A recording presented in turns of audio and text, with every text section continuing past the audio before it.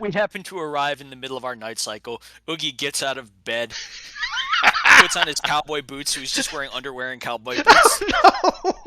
Strolls down to the to the helm or to the bridge, enters the credentials, goes back to his bedroom. I'm gonna put us on the Ship combat page? yep, so that I know where people are. Uh, Oh, I was just kidding. Tulare wasn't kidding. I don't think. No, I Nope. was definitely not kidding. We've got Natario and Elena on bridge when Oogie walks in cowboy boots Half asleep. and boxers. Did you say? Yeah. Did he even put on a shirt? No. And oh no! Reaction.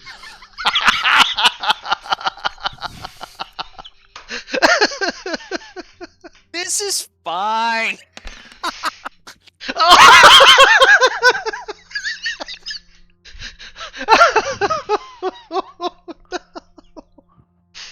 uh, so You made 2 enemies this day. as Oogie is conducting this negotiation, and I say negotiation loosely because it is more a matter of simply citing various loopholes and codes at the automated response than actually trying to present any kind of offer or deal. Um, Elena and Natario share a look, and Natario, after that look, turns forward in her chair, and Oogie can almost see her sink back further into it. Um, and Elena's face tightens. Minugie's paying attention to the console. Do they say anything to him? They do not.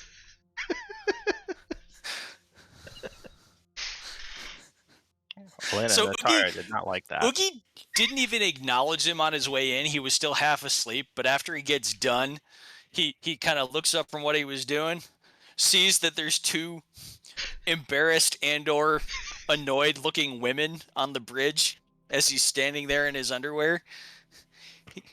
He tips his hat because he always wears his hat when he's got a hat. He tips his hat and says, "Have a great evening, ladies. I'm headed back to bed." And he just kind of saunters out.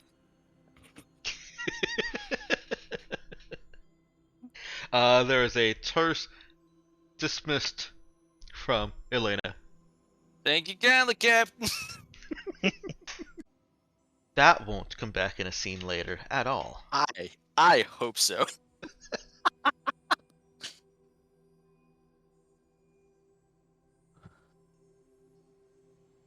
One moment while the GM makes a quick note here. They will remember this.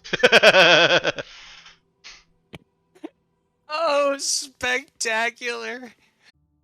As you enter metaspace from, was it from Demos?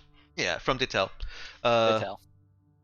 A message comes across everyone's compounds.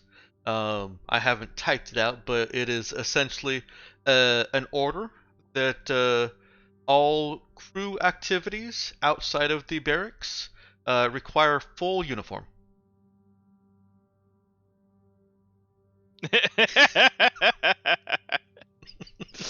You mean avoid our ship? Yep. If you basically there's a unstated punishment or penalty for this, but it is now a rule that if you're outside the barracks, you must be fully dressed in Raza. Well, not Raza uniform, but Did I get our uniform? nope. There's no uniform yet. There is a byline on this that recommendation will be made to Raza that a uniform be designed and adopted for all Raza operations upon return. Archibald's just gonna scratch his head. I was like, what is that about?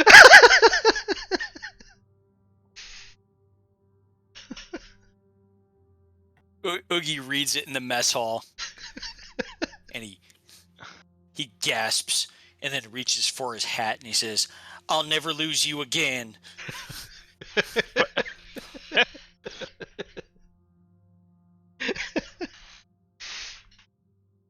Is it being threatened? Are they gonna take your hat away? Is that gonna be the punishment? Yeah, I was going to say, the hat is kind of like a staple. Surely it can't take that away.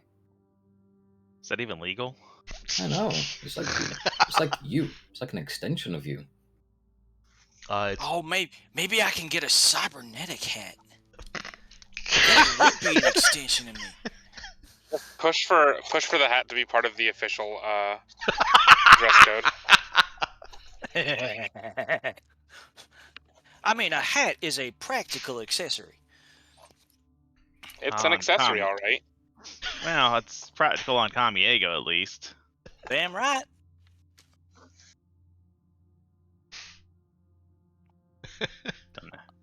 In any case, during the transition, during the metaspace transition, there is a scene that I would like to have.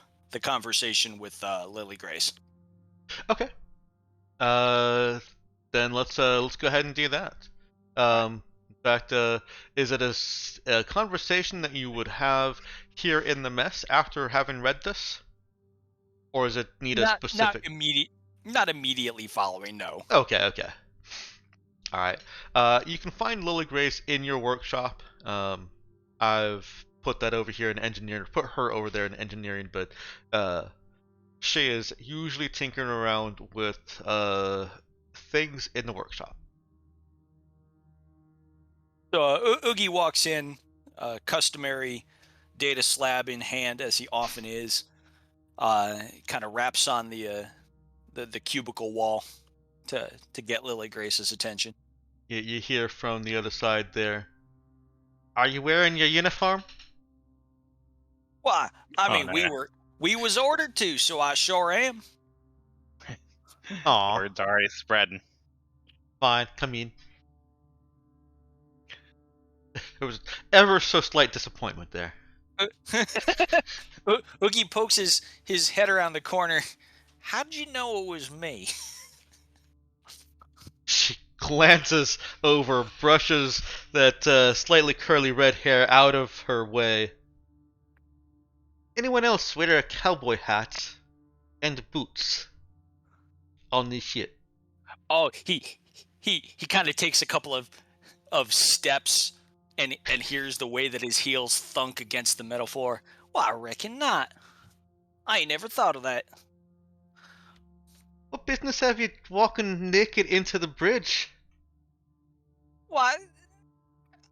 Now, it was the middle of the night, and they got me out of bed, so I figured I would just walk down there, do what needed to be done, and then head back to the bunk. It was efficient. Well, you ever want to walk into my workshop flippy flopping around? Go right ahead.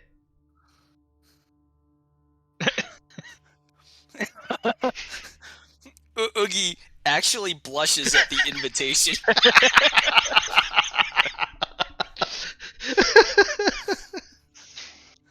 That was not what I was expecting, ma'am.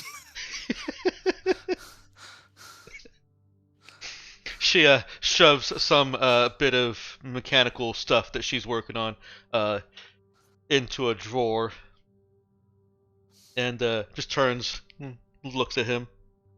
Aye, then what is it? Well, Oogie's flustered. She's grinning. I was reading dossiers on the crew, and you see, I noticed that you're from about the parts where we're headed. Well, I tell you what, Lily Grace, you made me feel a little bit better about us going down there and just stealing what we can. It's not like it was being put to good use by people who deserved it. I suppose I can bullshit a silver lining out of that. We'll see if we can do some good with it. Anyways, just wanted to stop by and chat. And then he winks again. Maybe I'd take you up on your offer sometime later. She grins and she turns a tiny shade red at the turnaround. Aye, but have to be in the barracks now, won't it?